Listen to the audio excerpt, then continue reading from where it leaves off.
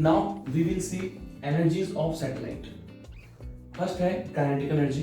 As you know kinetic energy होगी half m v square, जहाँ v है orbital speed of that satellite. Orbital speed कितनी होती है? Under G M by R. इसका square करेंगे तो आप देखेंगे ये बन जाएगा term G M M upon 2r. Next potential energy. Potential energy यदि एक सैटेलाइट पर्टिकुलर r रेडियस की ऑर्बिट में मूव कर रही है तो सेंटर से डिस्टेंस r हो जाएगी. तो दो पार्टिकल के लिए फॉर्मूला होता है पोटेंशियल एनर्जी का minus G M M upon R. ये मास प्लेनेट या अर्थ का है और ये मास सैटेलाइट का है. नाउ टोटल मैकेनिकल एनर्जी जिसको हम रिप्रेजेंट कर सकते हैं टी से, जो होता है k प्लस यू. नाउ अब यदि मैं k प्लस यू इस टर्म और इस टर्म को ऐड करूंगा तो ये आएगा, यहाँ तो है 1/2, यहाँ है -1, तो -1 प्लस 1/2 होता है -12. तो इस तरह से k, u और t तीनों ही GMM अपॉन r की टर्म्स में है. इसमें 1/2 है, इसमें -1 है, इसमें -1/2 है. तो तीनों को इंटरलेट कर सकते हैं. किस तरह से? देखिए, यदि मैं यहाँ एक माइनस साइन लगा दूं तो बिल्कुल t वाली टर्म बन जाएगी. राइट, यू कैन से काइनेटिक एनर्जी का नेगेटिव कौन होता है? Total mechanical energy. ये देखिए काइनेटिक एनर्जी का नेगेटिव t होता है.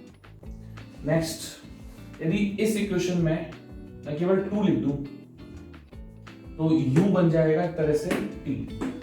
दैट मीन यहाँ 2 डिवाइड करेंगे तो यहाँ पर भी कर देंगे. तो टोटल मैकेनिकल एनर्जी होती है पोटेंशियल एनर्जी का हाफ. इस तरह से आप लिख सकते हैं equals to p total energy लिखते हैं. इस तरह से तीनों के बीच में एक रिलेशन का फॉर्मूला बन जाता है. इसको आप याद कर सकते हैं.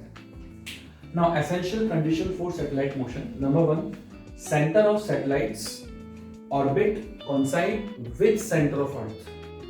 मतलब जो सैटेलाइट रिवॉल्व हो रहे हैं अर्थ के चारों तरफ, उनका पाथ का सेंटर, दैट मीन ऑर्बिट का सेंटर अर्थ के सेंटर से कोइंसाइड करना चाहिए. मतलब दोनों के सेंटर सेम होने चाहिए, तभी हम उनको एज अ सैटेलाइट बोल पाएंगे और सैटेलाइट की रूल्स भी उसी पे लग पाएंगे. Second, plane of orbit of satellite is passing through the centre of earth. जो प्लेन है ऑर्बिट का, मान लीजिए अर्थ है, राइट, और अर्थ के चारों तरफ ये सैटेलाइट रिवॉल्व कर रहा है, तो रिवोल्यूशन का प्लेन ये हो गया. वो प्लेन अर्थ के सेंटर से गुजरना चाहिए. Right, now special points about geostationary satellite. Number 1, it rotates in equatorial plane at 36,000 kilometre height from earth surface. Geostationary satellite होने के लिए कुछ कंडीशंस हैं, जिनमें से पहली है कि वो इक्वेटोरियल प्लेन पे ही घूमना चाहिए. दैट मीन इक्वेटर के चारों तरफ होना चाहिए. ओके, और वो भी कितनी हाइट पर? अर्थ सरफेस से 36,000 किलोमीटर हाइट पर होगा ही होगा. Second, its angular velocity and time period should be same as that of earth. हमने पहले भी बात की थी कि अर्थ के रेस्पेक्ट में जियोस्टेशनरी सैटेलाइट एक फिक्स पोजीशन पर रहता है, तभी तो नाम है इसका जियोस्टेशनरी. दैट मीन अर्थ की किसी भी पॉइंट से आप खड़े होकर देखेंगे तो उसकी लोकेशन फिक्स रहेगी. यदि मैं यहाँ पर बोलूं कि वो रहा जियोस्टेशनरी सैटेलाइट तो वही रहेगा, क्योंकि मैं अर्थ पर हूँ और अर्थ का रिवोल्यूशन ओमेगा या टाइम पीरियड वही है जो उस सैटेलाइट का है. Third, its rotating direction should be the same as that of earth. Earth कैसे घूमती है? Waste to east. सनराइज कहां से होता है? ईस्ट से. और कहां छुपता है? वेस्ट में. मतलब अर्थ उल्टा घूम रही है. अब उसको उल्टा बोले या सीधा, सन के रेस्पेक्ट में तो वो उल्टा ही हो गया कि वेस्ट से ईस्ट. तो उसी तरह से यदि आपको जियोस्टेशनरी सैटेलाइट ढूंढना हो तो वो भी वेस्ट टू ईस्ट ही रिवॉल्व करेगा. Its orbit is called parking orbit. Geostationary satellite की ऑर्बिट को पार्किंग बोलते हैं. पार्किंग मतलब समझना है ना आपको? पार्किंग जैसे कार पार्क कर दी, बाइक पार्क कर दी, तो एक जगह फिक्स कर दी हमने, पार्क, एक पर्टिकुलर स्पेस लोकेटेड है. उसी तरह से जियोस्टेशनरी सैटेलाइट के लिए भी ये हाइट या एक पर्टिकुलर स्पेस लोकेटेड है, वहीं पर होना चाहिए, इसलिए हम उसको पार्किंग ऑर्बिट बोलते हैं. And it's orbital velocity is 3.1 kilometre पर सेकेंड. उसकी ऑर्बिटल स्पीड 3.1 किलोमीटर पर सेकेंड होनी चाहिए. तो ये एसेंशियल कंडीशंस भी हो गई, plus special points regarding geostationary satellite भी हो गए. अब हम कुछ एग्जांपल्स ले लेते हैं. तो मैं रफ कर देता हूँ, energies, essential conditions and few special points regarding geostationary satellite. Now, example लेते हैं कुछ। मान लीजिए एक सैटेलाइट है, वो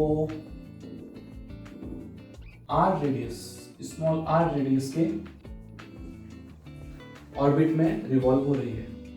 ठीक है, आपसे बोलेगा aerial velocity, dA by dt you can say aerial velocity will depend on its orbital radius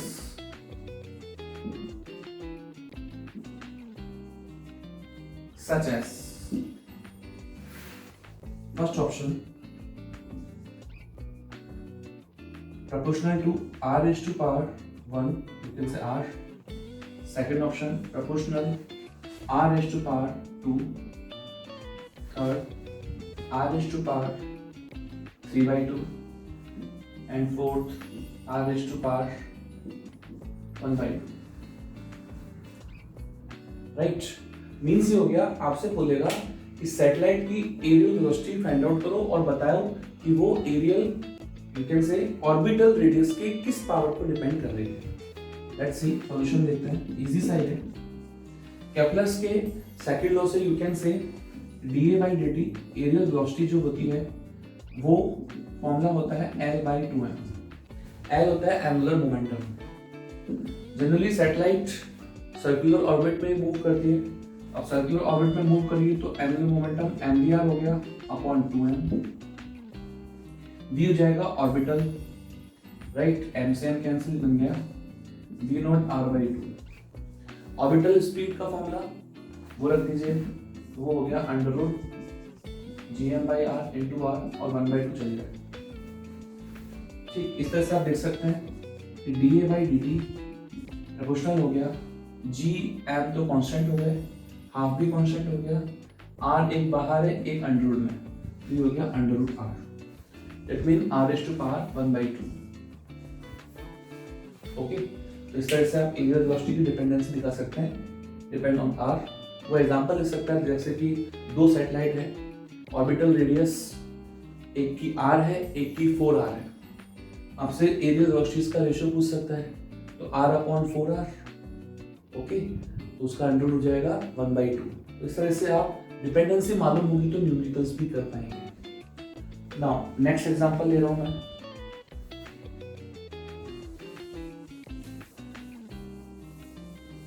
next example में जनरली आपको मालूम है कि gravitational attraction force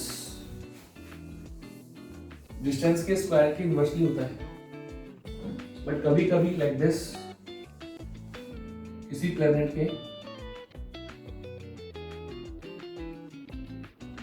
satellite revolve कर रहा है सर्कुलर ऑर्बिट, सर्कुलर ऑर्बिट में रिवॉल्व कर रहा है। ओके, और इस पर जो ग्रेविटेशनल फोर्स लग रहा है Fg, एक्चुअली में वो नया दे दिया like this, Fg proportional r इसकी ऑर्बिटल रेडियस है, तो r की पावर n पर डिपेंड कर रहा है। ओके, लाइक स्मॉल n ले लीजिए, where n is a number, n कोई नंबर है, राइट, जरूरी नहीं हर बार 2 ही आए, कुछ नया फॉर्मूला दे दिया उसे बनाकर, अदर इफेक्ट्स भी तो हो सकते हैं। तो Fg जो फोर्स है सेंट्रीपिटल, वो r raise to power n पर डिपेंड कर रहा है। Now find t proportional, r depend कर रहा है किस पर, क्वेश्चन मार्क। ऑप्शंस आपको देता हूं मैं। पहला option r raise to power n by 2, second option r raised to power n plus 1/2. Third option, r raised to power n/2 plus 1. Fourth, r raised to power 3/2, where n given, right. n कुछ भी हो सकता है, ठीक है, तो उसके लिए 3/2 हमेशा रहेगा। अब इन चारों में से एक ऑप्शन चूज करना है। सॉल्यूशन देखते हैं। सबसे पहले टाइम पीरियड निकालने के लिए आपके दिमाग में आना चाहिए टाइम पीरियड होता है 2π/ओमेगा। यदि आपको ओमेगा मालूम है तो आप टाइम पीरियड निकाल सकते हैं। क्या आप ओमेगा निकाल सकते हैं? F ग्रेविटेशनल फोर्स, यही सेंट्रीफ्यूगल फोर्स का काम करेगा। क्या आप फोर्स में ओमेगा देख सकते हैं?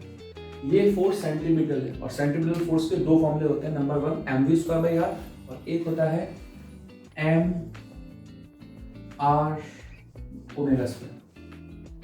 Right, which must be equal to that fg, right. और fg किसके डिपेंडेंट कर रहा है? एक कांस्टेंट k मान लेते हैं तो k/r⁴n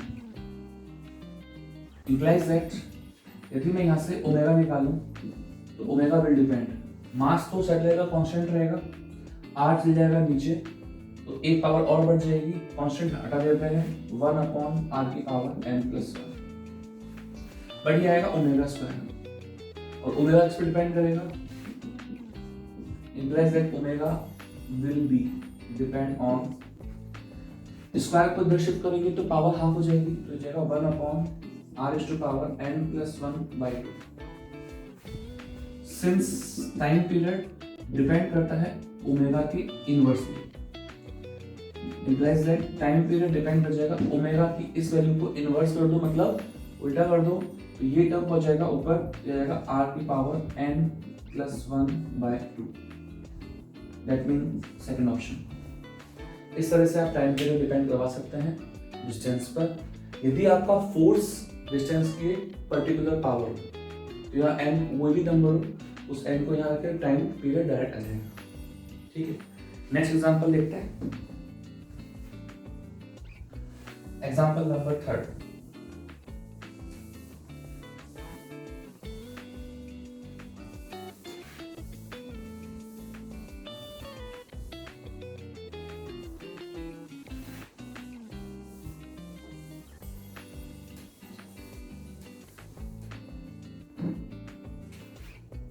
नेक्स्ट एग्जांपल है, इसमें एक सैटेलाइट है,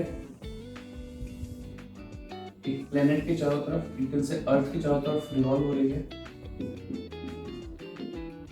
और इसका जो वर्क है वो आपको दिया हुआ है। ये दिया हुआ है कम्युनिकेशन सैटेलाइट, ये कम्युनिकेशन सैटेलाइट है, राइट। आपको बोला गया है कि कम्युनिकेशन सैटेलाइट एक पर्टिकुलर डिस्टेंस पर है r, ओके। यहां एक और सैटेलाइट है,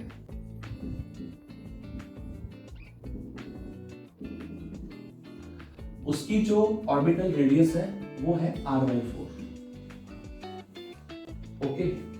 नाउ इसका टाइम पीरियड आपको दे रखा है, एक्चुअली में पूछा है इसका टाइम पीरियड कितना होगा, और ऑप्शन देखिए आप 3 hours, 4 hours, 8 hours, 12 hours, okay.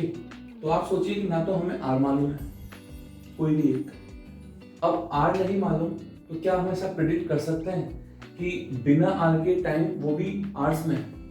थोड़ी सी हिंट आनी चाहिए यहाँ से। कम्युनिकेशन सैटेलाइट होती कौन है? कम्युनिकेशन सैटेलाइट, आप सोचिए कि आपके घर के ऊपर डिश टीवी लगा हुआ है, क्या आप डेली जाकर डिश टीवी का पोजीशन चेंज करते हैं या एक बार करके छोड़ देते हैं? दैट मीन जो भी कंपनी का आपके पास डिश टीवी है, जो आप बोल सकते हैं एंटीना सर्कुलर जो आपको दिखता है, वो सर्कुलर एंटीना, राइट, जो छत पे लगा हुआ है, क्या हम डेली उसकी पोजीशन चेंज कर रहे हैं? नहीं। दैट मीन वो कम्युनिकेशन सैटेलाइट तो है, हम जितने भी न्यूज या टीवी के चैनल्स देख रहे हैं वो उसी से देख रहे हैं। और वो कम्युनिकेशन सैटेलाइट है कहाँ? ऑब्वियस एक जगह फिक्स है, वहीं से सिग्नल आ रहा है, दैट मीन वो जियो स्टेशनरी है, राइट? तो geo stationary satellite communication satellite ही होते हैं, जियो स्टेशनरी सैटेलाइट, राइट? यदि ये जियो स्टेशन सैटेलाइट है तो टाइम पीरियड जियो स्टेशनरी सैटेलाइट कितना होता है? 24 आवर्स, राइट? डिस्टेंस के बीच में आपको डिस्टेंस दिया हुआ है, तो आप टाइम पीरियड के बीच में डिस्टेंस अब निकाल सकते हैं। यह solution, since T square proportional R cube होता है, okay, implies that t proportional r की पावर 3/2 हो जाएगा। Now implies that t upon t geostationary equals to r upon r geostationary। तो बताइए आपकी जो नई सैटेलाइट है उसकी डिस्टेंस कितनी है? r/4 सेंटर से, और जियो स्टेशनरी की r। तो जियो स्टेशनरी तो r हो गई, और इसको हम डैश बोल देते हैं कि एक तरह से बोल दीजिए कि r/4 जो है वो आपका r डैश है, और जो टाइम पीरियड निकालना है वो है t डैश। ओके, अब सॉल्व कीजिए। implies that, यहाँ पर लिखता हूँ मैं, t dash equals to r dash कितना है? r/4। ध्यान दीजिए यहाँ पावर 3/2 है, r/4 अपॉन r जियो स्टेशनरी। जियो स्टेशनरी के लिए रेडियल कितनी है? रेडियस ऑर्बिट की r, पावर 3/2। नीचे t GS है, जियो स्टेशनरी सैटेलाइट के लिए टाइम पीरियड 24 आवर्स, इसको इधर मल्टीप्लाई कर दीजिए, आपका आंसर r में आ जाएगा। इंप्लाइज यहाँ आएगा 1/4, तो ये हो जाएगा t dash equals to, equal to चल रहा है तो equal to r/4 upon r, 1/4 की पावर 3/2, ये हो जाएगा 1/4 की पावर 3/2 मतलब 4 into 4 की पावर हाफ। मैंने पहले ही बताया था 3/2 मीन्स होता है 1 प्लस हाफ। तो 1 मतलब एक पूरी पावर और एक हाफ पावर। हाफ पावर मतलब होता है अंडर रूट इंटू 24 करना ही था। ओके, तो 4 की पावर हाफ मतलब अंडर रूट 4 कितना हो जाएगा? 2। 4 into 2 कितना हो गया? 8। 24/8 कितना आएगा? 3 आवर्स। Okay, thank you.